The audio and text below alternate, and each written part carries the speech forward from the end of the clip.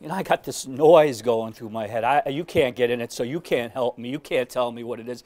But it sounds to me like wind, winds of change for the Mets. And, you know, I don't know what's going to happen on the field with them. I can't tell you that. But I see things. I hear things. Like this thing with ESPN 98.7 radio. The Mets won't let any guests go on their show. They can't get players on. On the Michael Kay show, he's upset about it. They did the same thing with WFAN with Mike Francesa. No guests could go on his show either. Now, I don't know if it's probably because they're on a new radio station.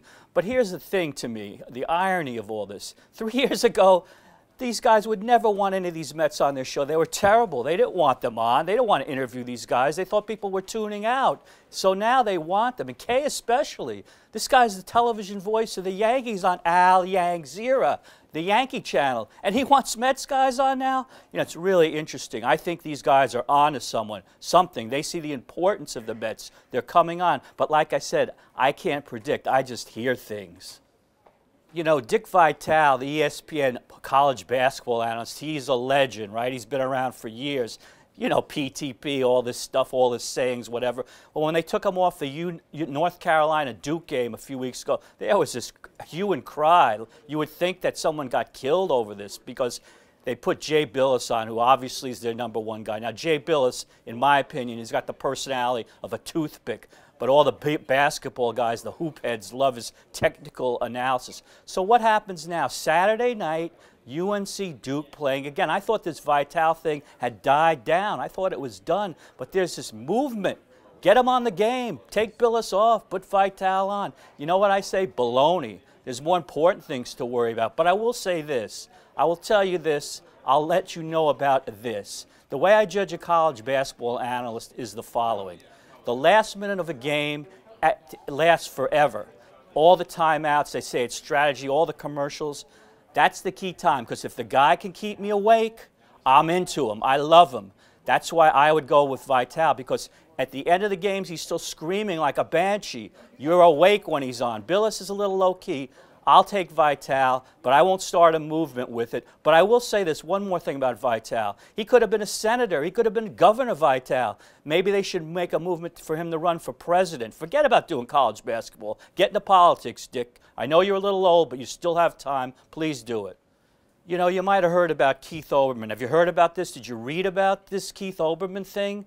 He was on Twitter last week or a week, 2 weeks ago, I don't know when, and he got into it with these Penn State students, and he said some horrible things, basically insulted a group of students that were into a very big charitable endeavor. But he apologized for it. Now he's back on the air after a 4-day vacation, paid vacation. ESPN, the faculty at Bristol Clown Community College, called it a suspension. I looked at it more like a paid vacation for Olbermann, but he came back on the air. He was very contrite. He talked about his own charitable endeavors. He talked about the fact that he calls Twitter batting practice, and perhaps he'd been on it too long. He got into it with everybody that was making fun of him or going at it with him on Twitter, and he got carried away to the point where he did get suspended. So he said, perhaps no more batting practice for Keith Olbermann, no more Twitter, no more going at it with the unwashed masses. You know, this is a guy, don't forget this now, please don't forget this. He made R. Manish Mehta the worst person in the world. I mean, come on. He attacked this newspaper, but you know what, I'm a charitable guy, I'm a benevolent guy. I want to see how he does off of Twitter. I'll take him at his word. I accept his apology. I wish him good luck and go on from here, because you know what, Keith, when you do the Twitter thing, you get carried away, and it's like an obsession. You don't need that in your life, okay? So let's see what happens. I'll believe it when I see that he's off Twitter, but I'm going to give Mr. Keith Olbermann the benefit of the doubt. You know, the first episode of this thing I'm doing, whatever they call it, that's not what they call it, but that's what I call it. Whatever they call it, the first episode, the rave reviews came in. It was unbelievable. I was stunned. So I have to read you some of them. This is from a guy on Twitter, Mark Mongo.